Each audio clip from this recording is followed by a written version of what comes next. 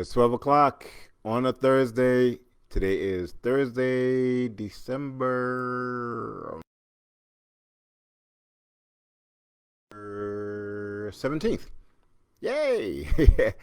uh, Finally got a hold of my capacities. Today's 17th? Yes, today is the 17th. Christmas is a week away. Could you believe it? A 1 week away. This Thursday, December 17th. I am here with you. It's Thursday at noon, and it's another episode of the Greenhouse Effect. And I am so happy to be here. I'm happy that y'all are here. And so let's fix my screen so that, like, got a proper look at your host. You don't want your host to be improperly seen. Hopefully we got everybody on board with us today. And last week we had a really weird show where I felt like I was just talking to myself and nobody else was listening. But, hopefully we get some people on today. So we've got a lot to talk about. Every time I start the show, I'm like, oh, man, like, what am I going to talk about this week? It's probably a slow work week, a slow news week, but I always find something that ends up coming in and changing changing the way I think about stuff. Let me know if hey, listen, I am going to make sure that we get the comments in this week. So if by hook or the crook, we will definitely try to respond. And so I'm gonna write the first comment. Hello. All right, let's get started. So we have a snow day here in New York City, and so that's kind of like a weird thing during 2020, right? Because so I already saw somebody was like, oh well, at least we get the seasons back. The snow during the actual winter time. It's not winter yet. The winter solstice is not until the 21st, right? But at least we're getting snow during when the time when we're supposed to get snow during Christmas time. There'll be snow on the ground. We'll have a white Christmas. I'm like, okay. So I am from the Caribbean. For those of you who have been living in a hole for the last however many years that anybody has known me, I'm from the Caribbean. I'm from Trinidad. So Trinity Massive, stand up. What's up, John? Yes. Okay, good. I'm seeing the comments come in. We're going to have a regular greenhouse effect. All right. Johnny just celebrated a birthday. He's now 75, I think. Johnny, right? You're 75. So we're having so snow for me has never been a great thing. Like after the novelty of, what's up, Mom and Juliet? So like after the novelty when you first get here, it wears off. Like, okay, snow in New York is one thing because number one, when it snows in New York, about 5 minutes after it snows, you now have slush, right? So it's either because of the temperatures and we're not really in a cold climate, so it goes to slush immediately. Today we're actually getting some snow that's stuck around. So that's one of the less glamorous things about snow in New York City. The other thing, as a homeowner, snow is not fun. None, not at all. So like my kids are like, oh my god, I can't wait to go out and play in the snow. I was like, you mean you can't wait to help their old dad shovel the snow? And they were like, no. Great, lazy ass kids. So my kids have a snow day. So they were excited to get out and actually play in the snow. And I will say this, yes, I got new glasses. Thank you for noticing, Stan. I hope y'all like them. These are my new specs. I've got round rims. Try something new. So every time it snows, I feel like I have failed as a Caribbean father. Because my kids love the snow, love the cold, love to be out there, and like we'll sit in the snow. So quick story: I'm out there with the snowblower, blowing the snow and trying to clear out a path, and I'm trying to get back inside as fast as I possibly can because whereas the kids have a snow day, I do not. I'm working, right? So I'm trying to get back in, and so both of my daughters were outside, and then the eldest one went back inside because she had had enough. But the youngest one was like, I still want to play. And so, Daddy, why are you not playing with me? Why are you blowing all of the snow everywhere? Why don't you come and play with me? And I'm like, well, I don't like the snow. But past the point of why I don't like the snow, the city's going to roll by and give me a ticket if I don't like clear the snow off the sidewalk. Number one. Number two, if somebody slips and falls on this snow that you are having so much fun in, mommy and daddy are going to have to pay them a whole bunch of money. So I have to get this done. So she didn't like that answer. So she plopped down and sat in the snow. Just sat there until I was done. Now, this is the part. Now, I get kids liking the snow. It's fluffy. It's white. You can have a snowball fight. You can build stuff. I get all of that stuff. But to plop down and sit in the snow, I have failed as a Caribbean father. You're supposed to hate the winter, like Stan says. Like, you're supposed to hate the winter. You're supposed to hate the cold. You're supposed to be like summer babies and like it's like only want to go to beaches and stuff like that. That's what I thought I was curating in my kids, and I clearly failed. Every winter, they want to go out into the cold, and they like the cold, and I'm like, I don't get it. Where did I go wrong? Like I thought I was doing so good as a dad, but clearly I've raised these children incorrectly, and these two Caribbean babies love the snow.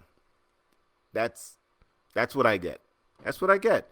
Anyway, so as I'm trying to get the snow out of the way, I eventually, for those of you who are saying that I was a bad dad and not playing with my kid, I eventually got into a snowball fight with her, and I cremated her. Like she's got no range. So all I have to do is stand outside of her range and just pummel her with snowballs. And for those of you who think that that's bad parenting, just like throwing snowballs and assaulting my kid with snowballs, then y'all don't know the first thing about parenting. I gave it to her. You want to play? You want to have a snowball fight? You gonna get it. You gonna get it, right? So like I laid her out. So that was my snowball. That was my snow morning, and I'm fixing my shirt because I just realized that I've buttoned my shirt incorrectly. You ever do that? You ever button up your shirt and you miss a button in the wrong place? Okay, I'm trying to fix my collar. I'm trying to look good for you guys. I'm wearing my Mr. Rogers sweater and everything. Look at me. I'm warm. I've got a fire going in the hearth and hot cocoa on the stove, and I have none of that happening. I'm just saying, but that's what the sweater says that I wouldn't be doing, right? Anyway, so I had a snowball fight with the little one, demolished her. She enjoyed every minute of it. I came out unscathed because she has zero range, and until she learns to throw a snowball, that's going to be her fate. Judge your mother, right? Anyway, so that was my snow day, and we're back to normal stuff, and then come back inside and having to deal with the stuff that's going on in Washington. So, you know, it wouldn't be a greenhouse effect if we didn't talk about what's happening in Washington. You know what's interesting? I'm kind of curious, like, how the flow of this show is going to go once the orange bastard is out of the Oval Office. It's going to be interesting, right? Because Georgia has the potential to flip the Senate, right? So right now, what was the last number? I think almost 300,000 people have already voted ahead of time in Georgia for the Senate race, for the runoff race. So they're using some of the same tactics that they did to turn the state during the general election to now turn the state and get rid of these two senators down in Georgia. So already people are at the polls, and already people are doing advanced voting and early voting. So it'll be very interesting if those two seats turn, and now you have a Senate that is of the same party of the president, and so there's not any kind of obstructionist. Or more, let me rephrase that. you will actually have a Democratic president and a Democratic House and a Democratic Senate. So I've been complaining for 4 years. I mean, most of us have been complaining for 4 years. If you haven't been complaining for 4 years, then I know I know what your pockets look like, right? Anyway, so I've been complaining for 4 years, and it's really curious to me what I'm going to say when it's Biden's time, right? And I wanna believe that I will be as hard on Biden as I have been on the current president, because he shouldn't get a pass just because he's a Democratic president. Kamala Harris shouldn't get a pass just because she's a Democratic vice president.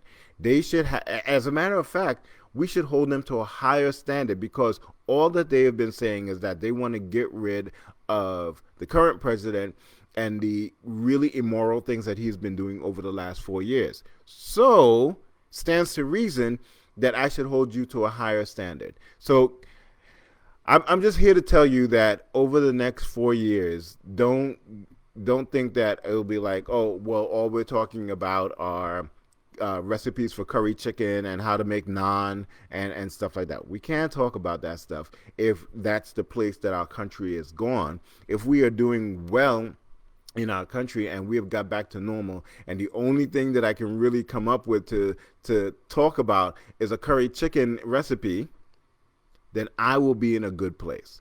But my suspicion is that there will be stuff to complain about, even through a Democratic, even with a Democratic presidency and Senate. And I think Mitch McConnell is quaking in his boots right now. We saw yesterday he uttered the words, "The Electoral College has spoken." Actually, I moved way too much to imitate Mitch McConnell, because Mitch McConnell looks like this. Well, the Electoral College has spoken, and I would like to like, that dude is a statue. He's a statue, and to be frank, he's a mannequin who is a puppet of the Trump administration. So anyway, he finally admitted that Biden won this election, that Kamala Harris will be the vice president, and that the last day of office for the current president will be January 20th. And furthermore, he implored his fellow senators to not have any kind of shenanigans on the Senate floor when it comes to validating the vote in January, when they have to validate the Electoral College vote in January. So I was like, okay, finally, they're like, okay, we admit defeat. And true to form, 45 let out a tirade and called them all out of his name, and talked about the fact that he has zero friends. 45 does. Like, literally, the minute you go against him, you're immediately on the out and outs. Look at William Barr. William Barr was his boy.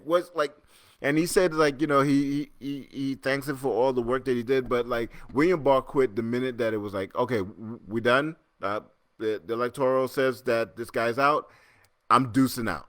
I'm not even waiting till January 20th to resign. I don't care. I know I'm about to get fired because the next president is going to put in his own attorney general, but I'm going to go ahead and take this whole month-long vacation and chill, because this has been a nightmare.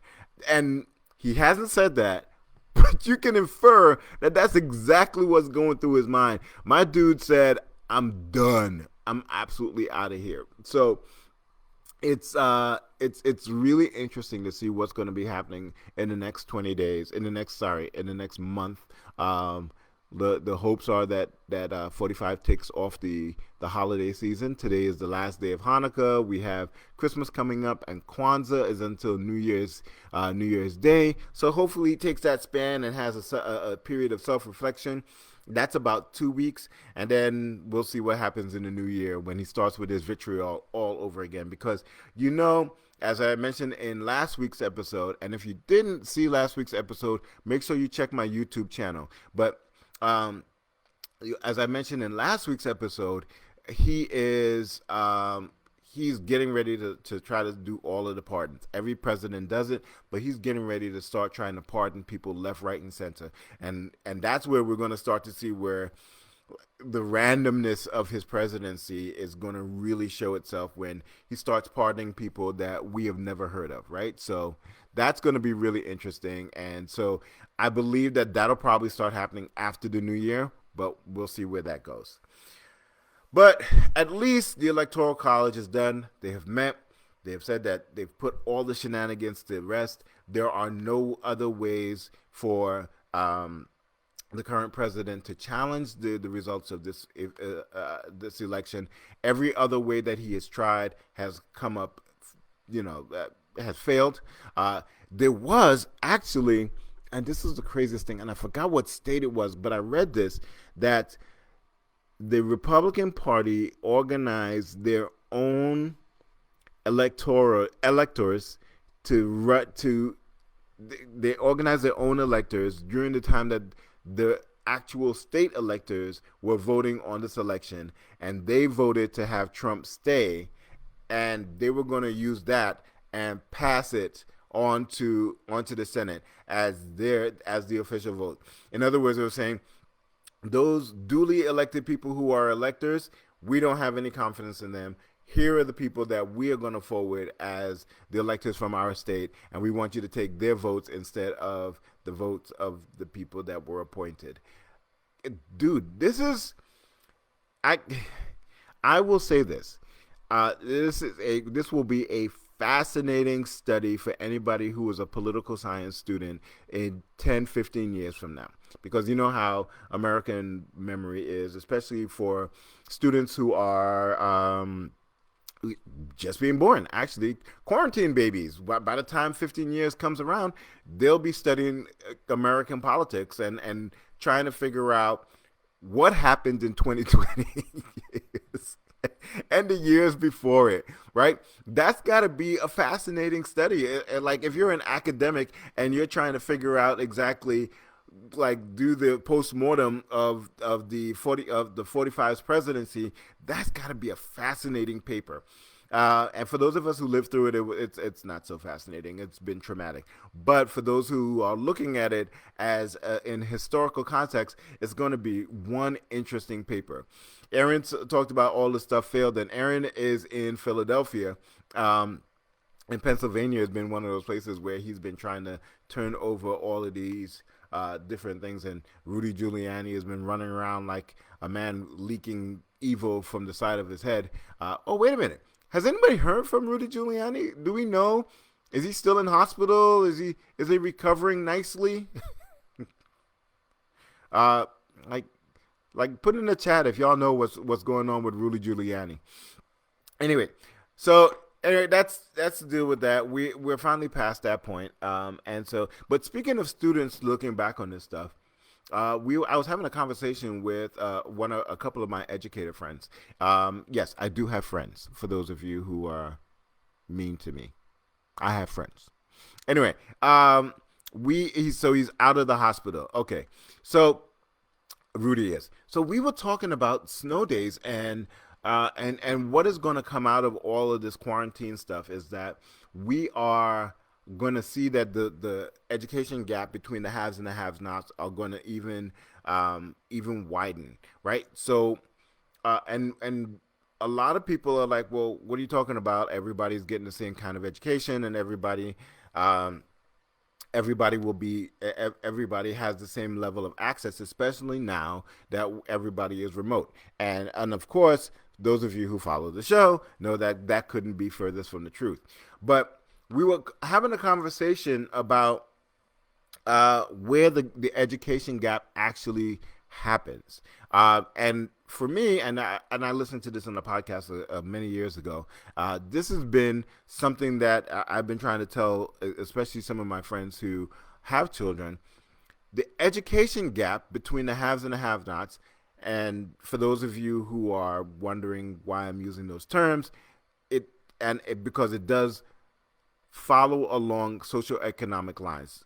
Like race and socioeconomic class in this country are intricately intertwined because of years and years of systematic racism. So when I say the haves and the have-nots, Generally, I am talking about disenfranchised groups in impoverished neighborhoods, which tend to run along black and brown, right? So, okay, so we've got our terminology defined. But the difference between and somebody who has means and somebody who is struggling to put food on the table with the economic gap plays itself out in the breaks. So the winter break, for the most part, is a short break, so you don't really see it as much. But the summer break, and yes, I'm talking about summer because that's where I want to be right now. The summer breaks are where we start to see the education gap really, really widen. So here's what happens, right? Let's say, for arbitrary sake, we say we have 10 points, right? Like you learn 10 points over the course of an academic year. So student A and student B, student B is rich, student A is from an impoverished neighborhood. They both enter into the education system at 0, right? At the end of the academic year, if both of them have the same level of acumen, right, they come out of that with 10 education points, right? You have educated this person to the point of 10. The person B, who is person of means, during that summertime, their parents are like, well, we're going to put them in summer camp. They're going to keep that education going, or we're going to put them in some sort of a STEM camp, or we're going to give them some books for them to read, or we're going to take them on a trip which enriches their mind. We're going to take them to this country and learn about that culture, or this country and learn about this other culture, or we're going to go to museums every week. They have the means by which to keep their mind active, right? Person B, student B, who also started at 10, also has these 10 education points, but now their parents have to work 2 jobs. They ain't got time to take nobody to no museum. They don't have the means to go travel. They definitely don't have the means to actually put them in some sort of educational system over the summertime. So what happens is that person is sitting at home most days watching TV, or with grandma watching soaps, right? Or maybe playing out in the street, but nothing really pushing their mind and really adding to their educational foundation, right? So this is what you start to see now. So now you have a drain on their educational progress. So person A, who is from a disenfranchised neighborhood, now comes back in September with 7. So they've gone from 10, there's been a brain drain, and now they're back at 7, right? The person B, who is a family of means, has had all of these enrichment systems going on all summer long, and now they're coming back not at 10, but they now come back at 12, let's say, right? They've gotten even more, enrichment in their life. So now you have the same 2 students, same kind of acumen. They both left at 10, but now you have a 5-point difference between them because one student's coming in at 7 and the other student's coming in at 12, right? And so now you are doing some sort of remediation with student A, because you've got to get them back up to 10 because you left them off at 10, and that's where you want to start back up in the next grade. So you've got to get them back up to 10. So there's some level of remediation that's going on there. Meanwhile, student B is at where they're supposed to be in the curve, and they can continue. So whereas student B will now get the benefit of all 10 of those points at the end of that second year, and so now they're up to 22 because the student A is starting at 7 and maybe has to spend a couple of weeks catching back up. They may not get all 10. They may not get to benefit from all 10. So they may only get 9. So now at the end of year 2, you have a student who is at 16 and a student who is at 22. And then you have the same issue that happens over the summer where there's a brain drain and you start to see the separation start to happen. So at the end of the year, now it's a gap of 6 as opposed to a gap of 5, and then you add another gap of 5 over the course of that second year summer, and now you're at a gap of 11. And that's where you start to see where there is a gap in the education between the haves and the have-nots. And so when we start to talk about, oh, well, how our students are going to fare, and where this education gap is coming from. It's not always in what's happening in the classroom during the academic year. Now, that's a whole other conversation when, students are learning from books that still list Russia as the USSR. That's a whole other, another situation. But if we are talking about apples to apples in terms of education during the academic year, when we start to see the gap happening is during those summer months and during the intercession months. So if you have kids, and you are thinking about what to do with them, if you're sending them to grandma, send them to grandma with a book, right? When they get home, ask them to write out one page about what they read that day. Keep that education going. It can be as simple as that. And they're going to hate it. They're going to hate it. Nobody wants to do work in the summertime. Nobody, you told me that this is a break. I'm taking a break, right? That's what these kids are saying. And especially after this year, nobody wants to do any kind of work because they've been sitting in front of screens for the entire time, and and they feel like they need to take a break. Listen, I need to take a break. I need them to take a break. I get it. But if you care about your kids and you care about this gap, even if they are in the same schools even if they're in the exact same schools, don't let the gap bite you, right? Make sure that you're adding on bits and pieces of educational enrichment over the summertime so that their minds keep on working. Just little things, right? Ask your teachers, and they're more than happy to do this for you. Ask your teachers for a summer program, right? And you can give them summer work, right? And it doesn't have to be intensive 4 or 5 hours a day. Just 1 hour of just really getting their brain working and keep working so that when September comes around or late August comes around, they're not completely behind on their fellow classmates because we didn't have an opportunity to enrich their minds. So and hopefully by that time we'll have a vaccine and all of this stuff won't be as blown up, because right now we're seeing this gap because the haves and the have-nots are, like, if you don't have a computer, it's harder to, or you only have one computer in the house and somebody's working on the phone or stuff like that. That's where you're going to start to see it really stretch out. But hopefully the vaccine will do what it's supposed to do, and we'll see a return to the classrooms in a more normal setting. Right? I don't think that we're going to be normal in terms of the whole world or the whole country until probably 2022. 2021 is still going to be a weird year when it comes to the vaccines and when it comes to COVID. So don't think that, okay, the vaccine's here and boom, we're done. I don't think that that's where we're at. Speaking of vaccines, the funniest thing that I'm seeing right now, hey, Miss Johnson, one of the funniest things that I'm seeing right now is people are asking, well, which vaccine should I take? Should I take the Moderna vaccine? Should I take the other vaccine or the fourth vaccine that's coming along?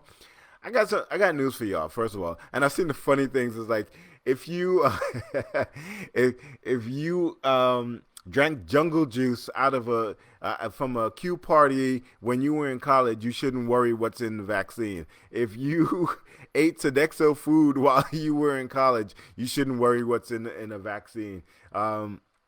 And so, yes, we've done a number of crazy things over the course of our lives and not worried about what was in that. Like, how many times have we been in a party and somebody passed us a drink and like, here, drink that. And you're like, what's in it? I said, just drink that.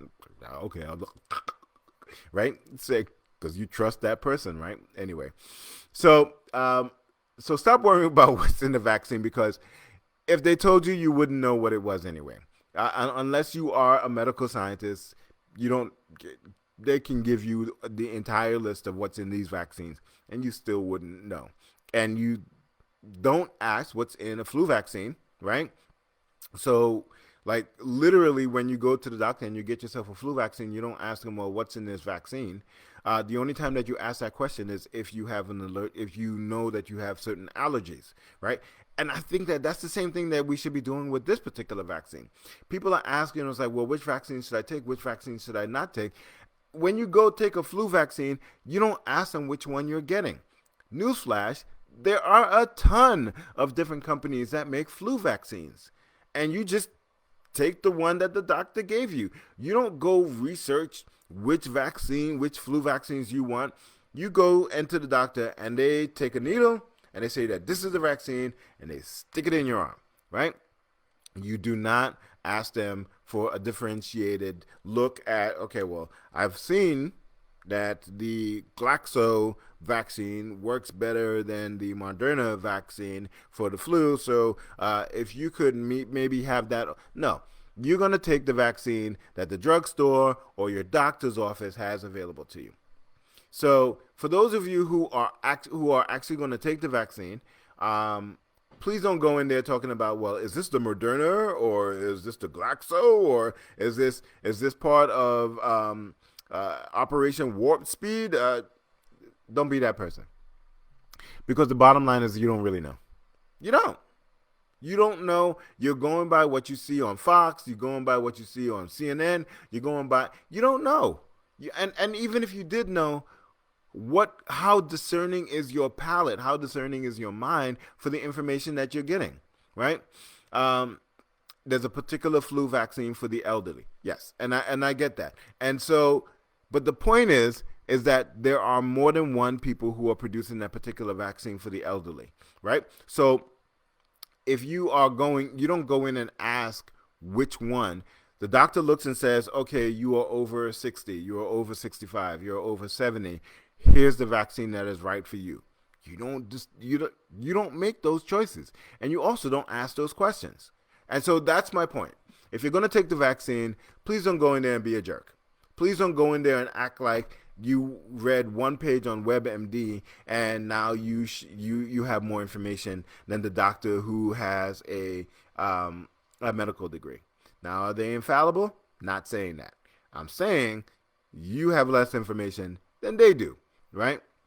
So I think that we have to be very, very careful. There's also this whole thing where every time that they want to do the first person getting the vaccine in New Jersey, the first person getting the vaccine in New York, the first person getting the vaccine in the country, and they roll out a person of color, and that person has a big old smile. It's like, hey, let's take this vaccine. Yes. Look, everybody, I'm a black person and I got the vaccine. You black people also should take the vaccine. That's not working. Let me tell you how people are interpreting.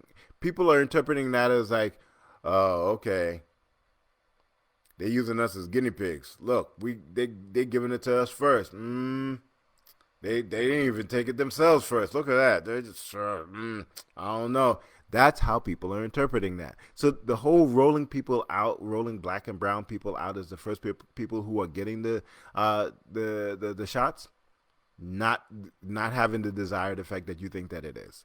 And that's fine. Like, I get what they're trying to do, but I just want them to be very, very clear that if you think that seeing a Jamaican nurse, a black Jamaican nurse, take the vaccine first in New York is not going to be automatically be like, oh, Oliyad Massive, oh no, just come, round up by the weed spot. We're going to take this vaccine. We're going by your doctor and we're going to take this vaccine.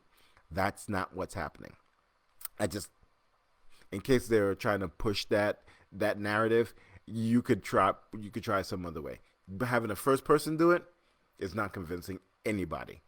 Anyway, I also wanted to talk about a little bit about Dr. Biden. So in this case, Dr. Biden is not the president elect of the United States. It is the first lady elect of the United States. And there are, I forget what the name of the magazine was, and maybe somebody can put it in the chat. There was a whole article, not just a tweet, a whole article about why Jill Biden should drop the doctor from her name when she becomes first lady. I can't with this country sometimes. Who? First of all, who thought to write this? Second of all, which editor went, you know what? Let's run that. This is ridiculous. This is where we are, where the woman achieves a doctorate. She is known as Dr. Jill Biden. And because she is the first lady, now she has to somehow take a step back from her educational acumen, from her achievements, and she has to go by Miss Jill Biden or First Lady Biden or whatever they want to call her. Have have people lost their ever loving mind? I swear to God, this country takes 2 steps forward and 3 steps back sometimes, and it makes absolutely no sense to me, right? It makes absolutely no sense to me why that's even a conversation. And and again, it is a complete, I guess, discrediting of the fact that women in this country have had to go through so much in order to be seen as equal to their male counterparts, and and the role of the first lady has changed over the course of these are long, far away from the Martha Washingtons, far away from the Eleanor Roosevelts, far away from even the Nancy Reagans. The first ladies, not the current first lady, but the first ladies over the last couple of years have been just as accomplished as their husbands. And I think that there has to be a reckoning, so to speak, about the way that we envision who they are, what they're expected to do, and how we are expected to look at them. The fact that people can even fix their mouth to talk about that, oh, we can't have a Dr. Jill Biden as our first lady, is completely archaic, Stone Age thinking, and it's Neanderthalic. And is Neanderthalic a word? It is now. All right. It blows my mind that there is even a conversation about that.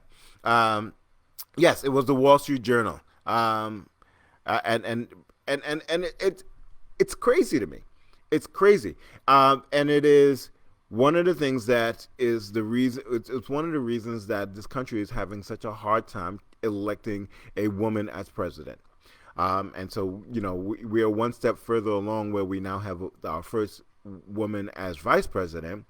But the whole, like giving people their due and giving women their due is, I don't know where we are in this country sometimes. And the fact that a esteemed newspaper as the Wall Street Journal can come out with this article and say that you should drop the doctor, it's a troglodyte.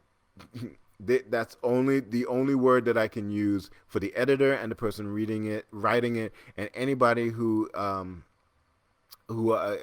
believes that this is the way we should be thinking about it. And I'm stuttering over my words because I'm like, this is crazy. I don't even know how to talk about this, right? It is a crazy idea that that the first lady has to be somebody who doesn't have their own mind, somebody who has a little cause, and we will forward that on, but that's all they do. All they do is decorate the White House and look nice on the arm of the president. Those days are done. Those days are done. This woman is an accomplished educator, respected in her field, a professor. But they want to have somebody who is a Barbie doll. Well, I mean, anyway, they want to have somebody who's a Barbie doll, but that's not who women are. And you should, and this in this day and age, you should want the president of the United States to have somebody who is their equal on their side. Equal in education, equal in acumen, equal in the ability to run this country. I want a first lady who, could easily step in for the president. I know that's the vice president's job. I get it. But I want somebody on the first lady's seat who could easily do the job of the president. That's what I think is right. Let's say so. First lady role offers the opportunity to do so much for the community. Why wouldn't we be proud of someone who has high intellect serving in that capacity? Absolutely, Neil. you have to consider the author of the article. And that's my point, Mom. The author of this article is a troglodyte. The author of this article is a Neanderthal. And at the very best, the nicest thing that I can say about them is that they have archaic thinking that is firmly rooted in chauvinism and a desire to have the country look the way that it did 40, 50, 60 years ago. Anyway, so I think that it's the fact that we're even having that conversation is crazy, and I hope that none of the people that listen to this podcast feel that same way. Anyway, so I want to end today's podcast with one of those things where I'm mad that I didn't think of this, but now that it's out there, you might see me doing it. So a friend of mine posted that they went to the grocery store and picked up off the shelf a jar of rendered bacon fat.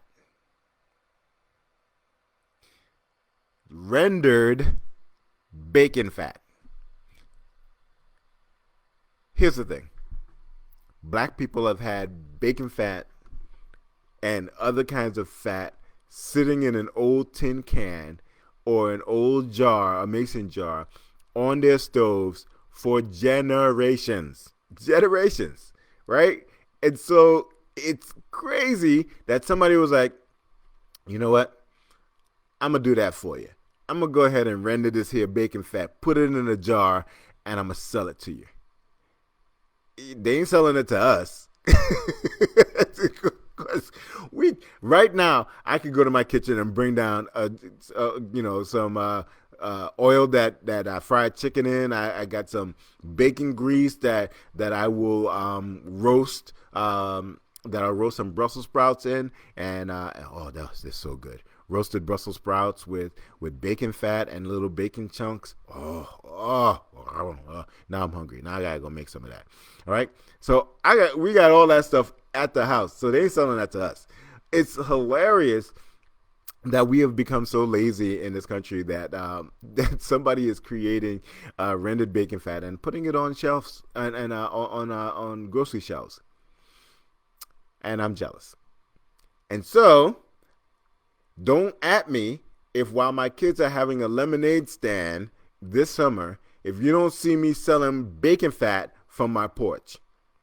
I'm just saying, like Johnny would say, I'm just saying, if you see it, don't judge me, right? Because if they could sell it in the grocery stores, then I could sell it off my porch.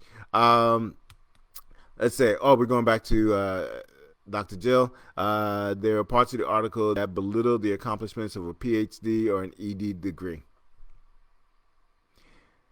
Listen, I'm in education, and clearly I'm not going to hold somebody up who has a PhD to somebody who got an MD because they're different types of doctors. Like, I don't expect the PhD to go into a hospital and be able to pick up those skills easily. And I don't expect the person who has an MD to be able to write a full-out dissertation.